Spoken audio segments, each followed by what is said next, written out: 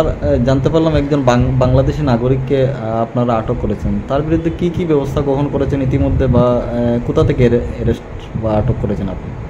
গত রাতে আমাদের এএসআই জগনন্দ গোস্বামী, তার নাইট মোবাইল ছিল, তো সে যখন তার স্টাফ নিয়ে সরলা বামুনিয়া এরিয়ার মধ্যে নাইট মোবাইল করছিল, তখন দেখতে পায় যে কিছু লোক একজন লোককে ডিটেন করে রেখেছিল।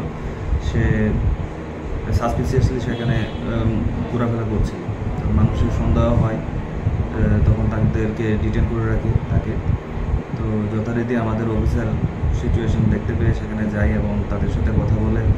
তো ওই লোকটাকেও জিজ্ঞাসা করে যে তোমার নাম কি। সে এক এক সময় এক এক নাম বলছিল এবং তার বাড়ি এক এক সময় এক এক কথা বলছিল। তখন মানুষ তার উপর বিশেষ করে ক্ষেপে গিয়েছিল। তো ওই এরিয়াতে বিশেষ করে অনেক ধরনের বিগত দিনেও চুরি হয়েছিল। তো মানুষের সন্দেহ ছিল সে এইসব ক্রাইমে হয়তো জড়িত অন্য জায়গা থেকে এসেছিল।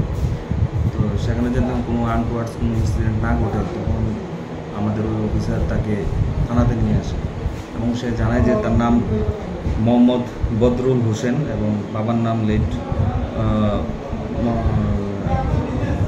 আফতাব আলী, মোহাম্মদ আলী, এবং তার বাড়ি কৃষ্ণপুর সাইডে দমনত। পরবর্তী সময়ে আরও জিজ্ঞাসাবাদ করা হয় এবং সে তখন স্বীকার করে যে সে বাংলাদেশের ঢাকা